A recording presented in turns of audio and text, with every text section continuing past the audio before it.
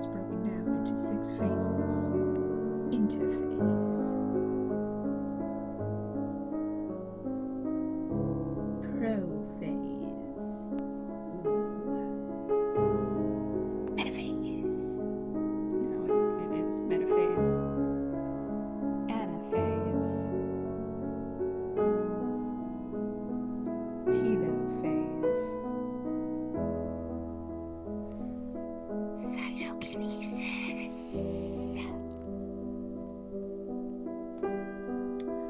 We'll start with interphase.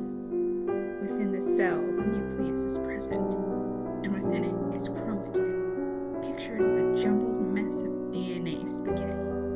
As it hasn't condensed and becoming chromosomes, it's stuck within the nucleus envelope, unable to escape until the inevitable prophase comes to pass. We then move on to prophase, where the nucleus breaks down. The chromatin has coiled and condensed into forming chromosomes, and centrioles have begun to migrate to the poles of the cell. All the while, their spindle fibers are growing, and growing, and growing. Metaphase is where the chromosomes line up at the equator. The centrioles have made it up to their poles, and the spindle fibers have elongated and now are attaching themselves. Anaphase is where the spindle fibers pull them apart, separating a part of each chromosome, forever separated, never to see each other again. Telophase is when the nuclear envelope starts to form around the strands of DNA. The centrioles' spindle fibers have shrunk down, and the cell begins to cleave, or separate from one another. Soon they'll be their own individual cells. And finally, we have cytokinesis. We're basically back to square one now. But now we have a pair of shiny new cells, ready to take on the world as individuals among the body. Now, meiosis is similar to mitosis, but it's different in a few aspects. For one, the cells go through division twice, and meiosis only occurs in your genitalia, unlike mitosis, which occurs all throughout the body, except the genitalia. Now, cell division in meiosis is a bit different, to say the least. We'll start with interphase 1. Really, it's the same as mitosis. The DNA spaghetti is still hanging in the nucleus. Prophase isn't that much different either. With prophase 1, the nuclear membrane disintegrates. Spindle fibers start growing, and the chromatin coils and condenses to make chromosomes. Homologous chromosomes come together to form a tetrad through the process of the synapse, which is really when two homologous chromosomes pair up before segregation. Metaphase 1 begins afterward, where pairs of homologous chromosomes line up at the equator.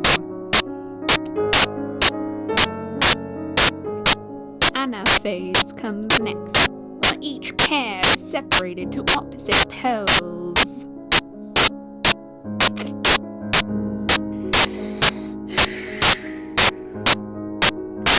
Telophase 1. You now have half the chromosome numbers that you once had. We now have cytokinesis, or arguably interphase 2. It's back, and this time, it's personal. We don't have just one cell with a nucleus full of jumbled DNA spaghetti, but 2 cells with a nucleus full of jumbled DNA spaghetti. We now move on to prophase 2, which is arguably just prophase 1. Only the difference is the coiled and condensed DNA now have a bit of something different. Beforehand, during crossing over, they managed to steal a bit of DNA from the chromosomes that they were paired up with. But now that they are ripped apart from their partner, this is the only reminder of their love. A relationship that will never be formed ever again, because they're now forever separated.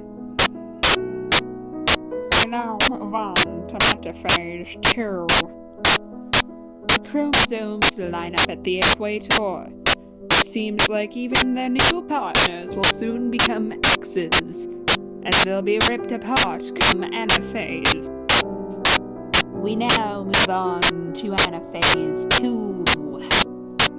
The chromosomes are pulled apart in twos. Their relationship now broken, just like their failed one in the past. It's a sad, sad life, being pulled apart. Oh well. Telophase 2. The chromosomes are now in twos. The cells are dividing, and there are now 4 sets of cells. Ain't that magical? Now sperm, ready to fertilize an egg. There you have it, a brief explanation of cell division. I hope you learned something, maybe even enjoyed this. Have a good evening.